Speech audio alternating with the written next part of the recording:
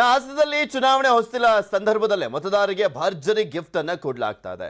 ಹಾಸನದ ಬಿಜೆಪಿ ಶಾಸಕ ಪ್ರೀತಮ್ ಗೌಡ್ರಿಂದ ಮತದಾರರಿಗೆ ಭರಪೂರ ಕೊಡುಗೆ ಆಮಿಷಗಳನ್ನು ಆಲ್ರೆಡಿ ಒಡ್ಡಲಕ್ಕೆ ಶುರು ಮಾಡಿರುವಂತದ್ದು. ಅಷ್ಟಲಕ್ಷ್ಮಿ ಪೂಜೆ ಹೆಸರಿನಲ್ಲಿ ಮಹಿಳೆಯರಿಗೆ ಉಡುಗೊರೆಯನ್ನ ಕೊಡಲಾಗ್ತಾ ಇದೆ.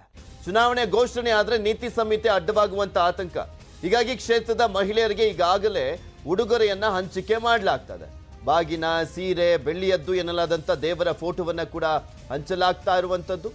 ಬಿಜೆಪಿ ಕಚೇರಿಗಳಿಂದ ಗಿಫ್ಟ್ ಅನ್ನ ಪಡಲಿಕ್ಕೆ ಮುಗಿಬಿದ್ದಿದ್ದಾರೆ ಕ್ಷೇತ್ರದ ಜನ.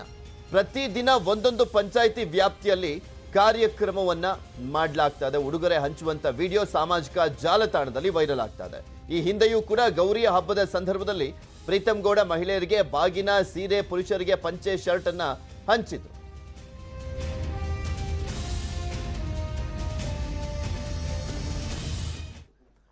ಜನವನ್ನ ಸೇರಿಸಿದ್ರೆ ಟಿಕೆಟ್ ಸಿಗುತ್ತೆ ಅಂತ ಹೇಳೋಕ್ಕಾಗಲ್ಲ. 2 ಸರ್ವೆ ಆಗಿದೆ, 3ನೇ ಸರ್ವೆ ನಡೀತಾ ಇದೆ. ಯಾರು ಅಭ್ಯರ್ಥಿ ಹೆಸರು ಹೇಳಲ್ಲ ಅಂತ ಹೇಳಿದ್ರು ಸದಾನಂದ ಗೌಡ, ಮಾಜಿ ಮುಖ್ಯಮಂತ್ರಿ. ಸರ್ವೆಯಲ್ಲಿ ಬರುವಂತ ಹೆಸರಿಗೆ ಟಿಕೆಟ್ ನೀಡ್ತೇವೆ.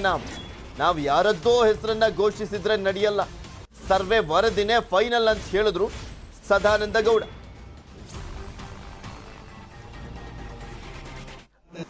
ಯಾರು ಎಷ್ಟೇ ಕಾರ್ಯಕ್ರಮ ಮಾಡಿದ್ರು ಕೂಡ ಕೇಂದ್ರದವರು ಬೇರೆ ಕಾರ್ಯಕ್ರಮ ಮಾಡ್ತಾ ಇದ್ದಾರೆ. ನಿಮ್ಗೆ ಗೊತ್ತಿದೆ, ಅಭ್ಯರ್ಥಿಯ ಆಯ್ಕೆ ಯಾವುದೋ ನಮ್ಮ ಪ್ರಚಂಡ ಶೋದಿಂದ ಅಭ್ಯರ್ಥಿ ಆಯ್ಕೆ ಆಗಲ್ಲ.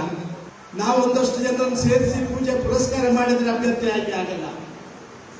ಕೇಂದ್ರದ ವರಿಷ್ಠರು ನಿಶ್ಚಯ ಮಾಡಿದ್ದಾರೆ. ಈಗಾಗಲೇ 2 ಹಂತದ ಸರ್ವೆ ಕಾರ್ಯ ನಡೆದಿದೆ. ಈಗ ಈ ರ್ಯಾಲಿಗಳಾಗ್ತಾ ಇರುವಂತದಲ್ಲಿ 3ನೇ ಹಂತದ ಸರ್ವೆ ಕಾರ್ಯ ನಡೀತಾ ಇದೆ. ನಾನೊಬ್ಬ ಕೋರ್ ಕಮಿಟಿಯ ಸದಸ್ಯ. ಪರೋಕ್ಷವಾಗಿ ನಮಗೆ ಕೇಂದ್ರದ ನಾಯಕರಿಂದ, ನಮ್ಮ ಎಲ್ಲ ಯಡಿಯೂರಪ್ಪರಿಂದ ಹಿಡಿದು, ಮುಖ್ಯಮಂತ್ರಿಯಿಂದ ಹಿಡಿದು, ಪಕ್ಷದ ಅಧ್ಯಕ್ಷರಿಂದ ಹಿಡಿದು, ನಾವು ಕೋರ್ ಕಮಿಟಿಯಲ್ಲಿರುವಂತಹ 13 ಜನರಿಗೆ ಸ್ಪಷ್ಟ ಸಂದೇಶ ಇದೆ. ನೀವು ಯಾರು ಕೂಡ ಅಭ್ಯರ್ಥಿ ಹೆಸರು ಹೇಳುವಾಗಿಲ್ಲ. ಸರ್ವೆಯಲ್ಲಿ ಬಂದಂತ ಹೆಸರು